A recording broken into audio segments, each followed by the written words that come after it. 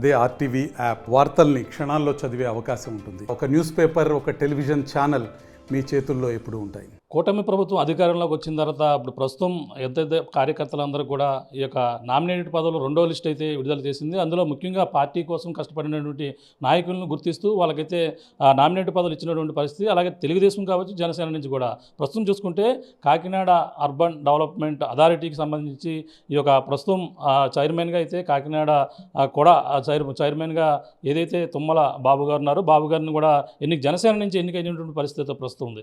దీనిపై మాట్లాడే ప్రయత్నం చేద్దాం. ప్రస్తుతం తుమ్మల బాబు గారు మాట్లాడే ప్రయత్నం చేద్దాం. సార్ చెప్పండి, మీరు ఒక జనసేన కాకినాడ జిల్లా పార్టీ అధ్యక్షులుగా ఉన్నారు. అంతేకాకుండా ఇప్పుడు ప్రస్తుతం మరొక బాధ్యతను కూడా పవన్ కళ్యాణ్ గారు మీకు అప్పగించిన పరిస్థితి. ఇప్పుడు కూడా చైర్మన్గా మిమ్మల్ని ఎన్నుకైన పరిస్థితి ఉంది. ఏ విధంగా చూడాలంటారు? ముందుగా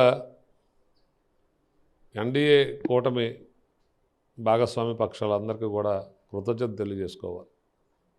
ఎందుకంటే పవన్ కళ్యాణ్ గారి దగ్గర నేను కార్యకర్తగా, జన సైనికుడిగా, మొన్న గడిచిన 2019 ఎన్నికల్లో శాసనసభ అభ్యర్థిగా జనసేన పార్టీ తరఫున వారి దగ్గర పనిచేసినందుకు వారు ఖచ్చితంగా నన్ను ఎప్పుడూ గుర్తించుకుంటూనే ఉన్నారు పవన్ కళ్యాణ్ గారు. దానికి ఉదాహరణ, నేను ప్రజారాజ్యం టైంలో ఆయన రాష్ట్ర యువత అధ్యక్షుడిగా ఉన్నప్పుడు నేను ఈ ఉమ్మడి తూర్పుగోదావరి జిల్లా యువరాజ్య అధ్యక్షుడిగా పనిచేయడం జరిగింది. అప్పుడు కూడా పార్టీ కోసం చాలా కష్టపడి పనిచేయటం, ఇవన్నీ పవన్ కళ్యాణ్ గారు నన్ను మొట్టమొదటి నుంచి గుర్తిస్తూ ఉన్నారు. ఆయన యువతకు అధ్యక్షుడిగా ఉన్నప్పుడు నన్ను జిల్లా అధ్యక్షుడిగా చేయటం, ఆయన శాసనసభకి పోటీ చేసే సమయంలో నన్ను పెద్దాపురం నియోజకవర్గం నుంచి శాసనసభ అభ్యర్థిగా పోటీ చేయించటం, తర్వాత 2024 ఎన్నికల్లో నాకు సీటు ఇవ్వలేకపోయినప్పుడు ఈ కాకినాడ జిల్లాకి జనసేన పార్టీ అధ్యక్షులుగా నియమించటం, ఈరోజు మరలా కాకినాడ ప్రధాన నగరం ఈ రాష్ట్రంలో, అటువంటి కాకినాడ జిల్లాకే కూడా చైర్మన్గా నియమించటం, ఇవన్నీ పవన్ కళ్యాణ్ గారు ఒక సామాన్య కార్యకర్తను కానీ నమ్ముకున్న పార్టీని నమ్ముకుని, పవన్ కళ్యాణ్ గారి యొక్క సిద్ధాంతాన్ని నమ్ముకుని ఆయన అడుగుజాడల్లో నడిచే ప్రతి వ్యక్తిని గుర్తించి తగిన స్థానం కల్పిస్తారనడానికి పెద్ద ఉదాహరణ నేనని ఈ సందర్భంగా మీ అందరికీ తెలియజేయాలి. అలాగే ఈరోజు నాకు అప్పచెప్పిన ఏదైతే కాకినాడ అర్బన్ డెవలప్మెంట్ అథారిటీ చైర్మన్గా నన్ను నియమించడం పట్ల ఆయనకి నా మీద పూర్తి నమ్మకం. ఎందుకంటే ఆయనకి నా మీద ఇది పెద్ద బాధ్యత. ఎందుకంటే ఇది ఒక జనసేన పార్టీగా కాదు, ఇది ఒక పక్క తెలుగుదేశం, బీజేపీ, జనసేన ముగ్గురు కూటమిగా కలిసి ఒక ఎన్డీఏగా ఈరోజు రాష్ట్రంలో పరిపాలించడం జరుగుతూ ఉంది. మరి నాకు అప్పచెప్పిన బాధ్యత పవన్ కళ్యాణ్ గారు ఈరోజు ఏ విధంగా పంచాయతీరాజ్ ఉప ముఖ్యమంత్రి పదవి చేపట్టిన తర్వాత, పంచాయతీరాజ్ శాఖ తీసుకున్న తర్వాత ఎప్పుడూ లేని విధంగా, దేశంలోనే కాకుండా ఈ రాష్ట్రంలో ఎప్పుడూ లేని విధంగా ఒకేసారి 13,300 పైచిలుకు గ్రామ పంచాయతీల్లో గ్రామ సభలు నిర్వహించి, గత ప్రభుత్వాల్లో కానీ గత జరిగినటువంటి రోజుల్లో కానీ అక్కడ ఉన్నటువంటి స్థానిక నాయకులు కానీ శాసనసభ్యులు కానీ నిర్ణయం తీసుకుని గ్రామంలో పనిచేయించడం జరిగేది. ఈరోజు ఆ పరిస్థితి లేదు. ఎవరి గ్రామంలో వారు ఆ గ్రామాన్ని ఏ విధంగా అభివృద్ధి చేసుకోవాలో గ్రామ సభల ద్వారా గ్రామ ప్రజలే నిర్ణయించుకోవడం జరిగింది. ఈ గ్రామంలో మాకు రోడ్డు కావాలంటే రోడ్డు, డ్రైన్స్ కావాలంటే డ్రైన్స్, శ్మశానాలు డెవలప్ చేసుకోవాలంటే శ్మశానాలు డెవలప్ చేసుకోవటం, అలాగే కమ్యూనిటీ హాల్ నిర్మించుకోవటం, ఏదైనా తీర్మానాలు చేసుకోవడం జరిగింది. ఆ తీర్మానాల ద్వారా వెంటనే ఈ రాష్ట్రంలో 4,500 కోట్లు ఇచ్చి పంచాయతీలకి 30,000 పైచిలకు పనులను స్టార్ట్ చేయడం జరిగింది. అది కూడా జనవరి లోపలనే ఈ వర్క్స్ అన్నీ పూర్తవ్వాలని గట్టిగా చెప్తూ ఉన్నారు. ఇది పల్లె పండుగ అనేటువంటిది ఒక కార్యక్రమం తీసుకుని ఈరోజు పల్లెల్లో ఒక ఆహ్లాదకరమైన వాతావరణంలో రోడ్లన్నీ నిర్మిస్తూ ఉన్నారు. దానికి ఏ విధంగా మరీ అవినీతి లేకుండా, ఎక్కడ రోడ్లు వేసినా పంచాయతీలు ఏ పని చేసినా నాణ్యతకి లోటు లేకుండా పనిచేయాలనేటువంటి ఉద్దేశంతో పవన్ కళ్యాణ్ గారు ఎలా పనిచేస్తూ ఉన్నారు. ప్రధానంగా చూసుకుంటే కాకినాడ మీ ఇప్పుడు ఏదైతే కూడా చైర్మన్గా ఎన్నికయ్యారు, డెవలపింగ్ ఏ విధంగా మీరు కృషి చేస్తారు? అంటే ప్రధానంగా అక్కడ కాకినాడ స్మార్ట్ సిటీ కావచ్చు, అన్నీ కూడా గతంలో ఏ విధంగా అభివృద్ధి చెందిన పరిస్థితి. మీరు అవన్నీ కూడా తీసుకుని ముందుకు ఏ విధంగా వెళ్ళబోతున్నారు? మీ ప్లానింగ్ ఎలా ఉండబోతుంది? అవునని ఈరోజు ఎక్కడ నయా పైసా లేకుండా బడ్జెట్లో ఎక్కడ ఏ శాఖలోనే ఒక రూపాయి లేకుండా గత వైసీపీ ప్రభుత్వం పూర్తిగా నాశనం చేసింది. మరి ముఖ్యంగా పంచాయతీ వ్యవస్థలు అయితే చాలా నిర్లక్ష్యం చేసి అస్తవ్యస్తం చేసి పంచాయతీ శాఖని వదిలిపెట్టారు. అందుకని ఎక్కడ పల్లెలు డెవలప్ అవ్వలేదు.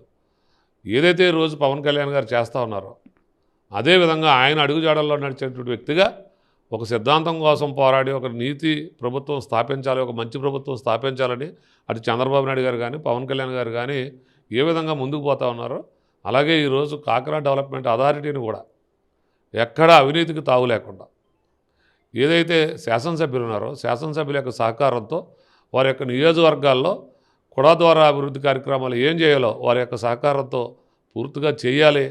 పవన్ కళ్యాణ్ గారు నా పేరు పెట్టినటువంటి నమ్మకాన్ని ఒమ్ము చేయకూడదు. తద్వారా రేపు రాజకీయాల్లో నాకంటూ ఒక మార్పు ఉండాలి.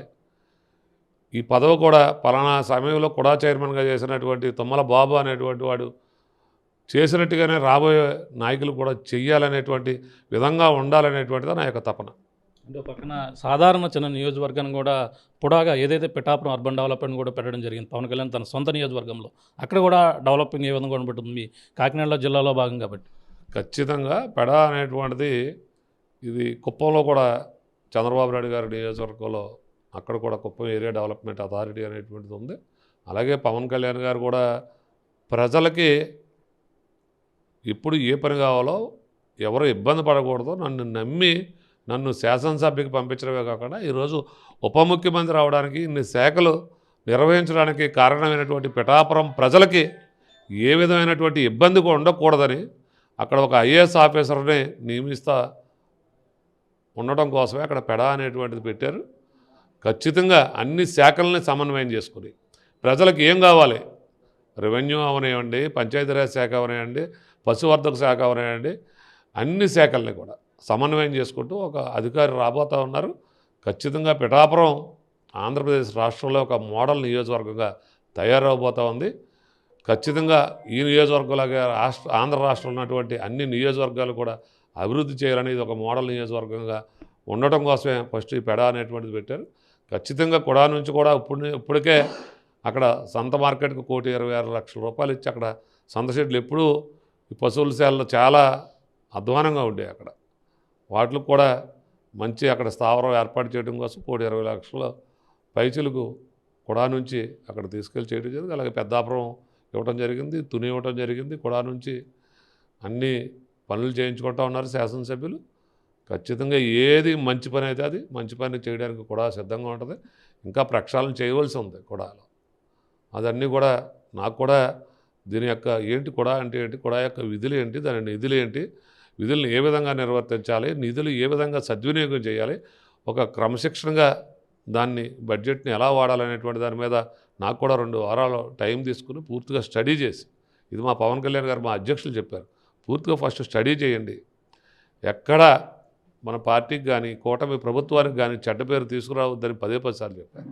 పవన్ కళ్యాణ్ గారు మేము ఇంతలాగా ఆరాధించడానికి కారణం ఏంటంటే ఆయన ప్రజల్లోకి వచ్చి ప్రజల కోసం చెప్పిన మాటల కన్నా ఇన్సైడ్లో మాకులాంటి నాయకులకి మీటింగ్ పెట్టినప్పుడు ఖచ్చితంగా మీరు ప్రజల పక్షాన్నే ఉండాలి, ప్రజల పక్షాన్ని పోరాడాలి, ప్రజలకు ఏ అవసరమో మీరు ప్రజల దగ్గరికి వెళ్ళి తెలుసుకోవాలి, ప్రజాధనాన్ని దుర్వినియోగం చేయకూడదనేటువంటిది ఆయన ముఖ్య ఉద్దేశం. నేను కూడా అదే విధంగా పనిచేయాలి అనేటువంటి తపంతో ఉన్నాను. నేను గతంలో కోఆపరేటివ్ సొసైటీ ప్రెసిడెంట్గా నేను గత 20 సంవత్సరాలు చేశాను. ఎక్కడా నాకు ఎవరికి అవకాశం ఇవ్వలేదు ఈ అవినీతి గురించి నా మీద మాట్లాడడానికి. అలాగే కూడా నా పదవీ కాలం అయిపోయిన తర్వాత కూడా నా మీద మాట్లాడేటువంటి అవకాశం ఇవ్వకుండానే నా బాధ్యత ఇది పదవి కింద కాకుండా ఇది ఒక బాధ్యతగా నిర్వహిస్తారని సందర్భంగా మీకు తెలియజేస్తా ఉంటాను. ప్రధానంగా గతంలో ఎంతోమంది సీట్లు ఆశించి వాళ్ళంతా కూడా భంగపడిన నేపథ్యంలోనే పార్టీని వదిలి వెళ్ళిపోయిన పరిస్థితి ఉంది. మీరు ఆయన్నే పవన్ కళ్యాణ్ని అంటపెట్టుకున్నారు, పార్టీలోనే కట్టుబడి ఉన్నారు, ఆయన సిద్ధాంతాలతో ఆయనతో నడుస్తున్నారు. ఆయన దీని మీద నమ్మకంతో వచ్చారు అంటే పోయిన వాళ్ళు రకరకాల ఆరోపణలు చేసి వెళ్ళిపోయినటువంటి పరిస్థితి ఉంది. దీన్ని ఎలా చూడాలంట? ఇది జనసేన పార్టీ అనేటువంటిది ఇది ఒక రాజకీయ పార్టీ అయినప్పటికీ దీంట్లో ఇది ఒక క్రమశిక్షణ రాహిత్యం ఉన్నటువంటి వాళ్ళు ఎవరు కూడా జనసేన పార్టీలో ఇమడలేరు.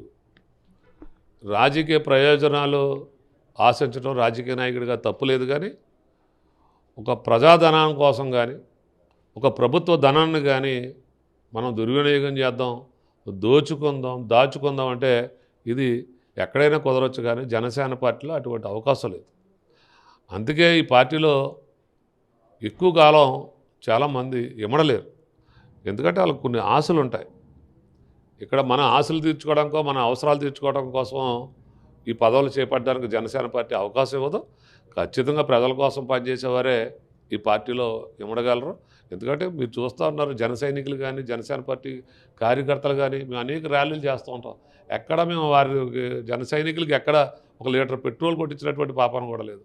వాళ్ళందరూ మా జనసేన పార్టీ నాయకులు అందరూ మధ్యతరగతి దిగువ మధ్యతరగతి కుటుంబాల నుంచి ఉన్నటువంటి వారు ఎక్కువ మంది ఉన్నారు. వారు కష్టపడి ఆటో నడుపుకునేవారు కానీ తాపీ మేస్త్రులుగా ఉన్నవారు కానీ ప్రైవేట్ కంపెనీల్లో ఉద్యోగాలు చేసుకుంటూ అనేకమైనటువంటి వారు సొంత ధనాన్నే వారు ఖర్చు పెట్టుకొని ఇంతంత మీటింగులు సక్సెస్ చేసినందుకే ఈరోజు జనసేన పార్టీ ఈ రాష్ట్రంలో ఇంత బలంగా తయారైంది. ఎవరైతే ఒక మంచి ఆశయంతో ఉన్నవారే జనసేన పార్టీలో ఇమ్మడగలరని మళ్ళీ చెప్తాను. రేపు ఇంకా జనసేన పార్టీకి చాలామంది జాయిన్ అవ్వడానికి చాలామంది, మరి ముఖ్యంగా వైసీపీ పార్టీ నుంచి రావడానికి చాలామంది సిద్ధపడతా ఉన్నారు. వారందరికి కూడా ఈ సందర్భంగా మీ ఆర్టీవీ ద్వారా నేను చెప్తా ఉన్నాను, ఎక్కడైతే ప్రజల కోసం పనిచేయగలిగిన వాళ్ళే రావాలి తప్పించి మీరు గత ప్రభుత్వాల్లో దోచుకున్నట్టో లేకపోతే దాచేసుకుందారనో ఏదో డబ్బుల కోసం వస్తే ఖచ్చితంగా ఈ పార్టీలో ఇమడలేరు. వెళ్ళిపోయే ముందు ఏదో బురద జల్లాలని అవాకులు చవాకులు మాట్లాడటం తప్పితే ఖచ్చితంగా నిజాయితీ పరులే జనసేన పార్టీలోకి రావాలని మనస్ఫూర్తిగా కోరుకుంటా ఉన్నాను. ప్రధానంగా చూసుకుంటే ఇప్పుడు అంతా రాజకీయంగా రాష్ట్ర వ్యాప్తంగా వైసీపీ సోషల్ మీడియా ఎవరైతే ఉన్నారో వాళ్ళపై వేధింపులు గురి చేస్తున్నారో, అక్రమ అరెస్టులు చేస్తున్నారని ఏదైతే కూటమి ప్రభుత్వమే ఈ కుట్ర పండుతుందని వైసీపీ వాళ్ళు చేస్తున్న వాదన, దాన్ని ఎలా చూడాలంటారు? వైసీపీ సోషల్ మీడియా ఎంత దారుణంగా సోషల్ మీడియాని వాడుకున్నారో ఈ రాష్ట్ర ప్రజలందరూ కూడా అసహించుకున్నారు. ఒక సందర్భంలో నిజంగా ఈ సోషల్ మీడియాలో ఎవరైతే పనిచేశారో వైసీపీ విభాగంలో వారు ప్రజల మధ్యకు వస్తే ప్రజలే తగిన బుద్ధి చెప్పడానికి ఈరోజు సిద్ధంగా ఉన్నారు. ఈరోజు అతను ఎవరు పోసాని మురళి అన్న అతన్ని ప్రజల్లో తిరగవరండి. అతను ఎక్కడో ఇంట్లో కూర్చుని ఈ సోషల్ మీడియాలో ఇష్టం వచ్చినట్టు టైప్ చేసి పెట్టడం కాదు. ఈరోజు చాలా తీవ్ర పరిణామాలు ఎదుర్కోవడానికి వాళ్ళు సిద్ధంగా ఉండాలి.